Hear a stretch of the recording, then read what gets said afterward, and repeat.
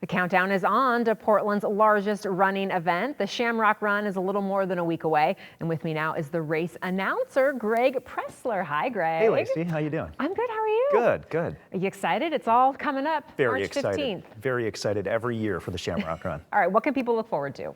Well, I mean, it's the kickoff of the running season in the Northwest, and so there's that. And it's just such a great community event. A lot of fun. A lot of fun for everyone. And as race announcer, I'm sure you've got some stories or at least some insight for us. So what are some things people might not know? Well, you know, the Shamrock Run started in 1979, so there is that, 47-year history. So there's that part.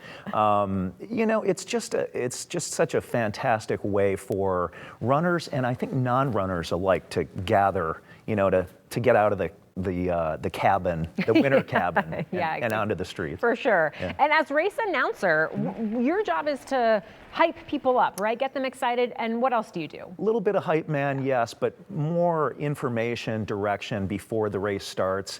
As they're finishing, you know, acknowledging their finish. We try to announce most, if not all, of the names of the finishers as they stream across the finish line. And with technology, we're able to do that. But yeah, it's just so amazing to see my fellow Portlanders out there having a great time on the streets and celebrating after the race. Yeah, and you have participated yourself before. I have a number of times back in the day before, you know, I'm stuck on the microphone. Right? Yeah, right. And you're friends with the race founder, I understand. Yes, Steve and his wife Desiree, fantastic folks that started the race back in the 70s, and they've moved on, but you know, some amazing running history that the Shamrock Run. Yeah, like tell me something about the Terwilliger Hill. Like there's something as to, you know, why that's part of the course, right? Right. So in local running history, and that kind of stretches nationwide as well, the old Cascade Runoff famously used the Terwilliger Hill as part of their race course. That race went away. The Shamrock Run kept that aspect of Portland running culture in the Shamrock Run and is still used today in the half marathon course. Yes, that's tough challenge. Cool that it has some history. Yes, I just thought it was thrown in there to torture us. Well, there's that. How does this race compare with others locally, but also nationally? Well, locally, you know, of course, the largest running event in Oregon, and that's pretty impressive right there, being how important running is to the state of Oregon and to the city of Portland.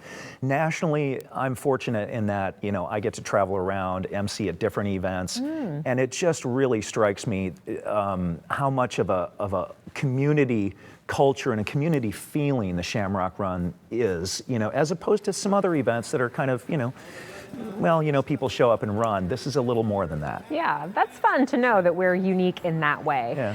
Tell us more. You mentioned half marathon, but Yes. there's other distances. So tell us all the different ways people can get involved. Right. Shamrock Run has a half marathon. We've got an 8K. We've got a 5K race. 8K, almost 5 miles. 5K race, just over 3 miles. And then we have the Shamrock Stride, which is a fantastic way for non-runners to take part, as well as the Leprechaun Lap for the kids. So a fun way to get the whole family involved. And dressing up is encouraged. Oh yes, definitely. And we see a lot of those costumes, especially in the ranks of the Shamrock Stride. Got it. So yeah, definitely encourage everyone to get their green on and you know, show up in St. Patty's Day style. Yeah. And tell us about the community partnerships. Well, we have the She-Rock Run initiative with the Shamrock Run, a great way to get girls and women into running. Also a long-standing partnership with Dornbecker Children's Hospital. I think to date, the Shamrock Run has raised over $850,000 for Dornbecker Children's Hospital initiatives and the foundation. So a fantastic partnership there. Really, I mean, it's really something that makes all Shamrock Run participants feel good about. Yeah, and the party afterwards pretty epic too. The party afterwards is epic. I can't share too much about that, but you know, from personal experience.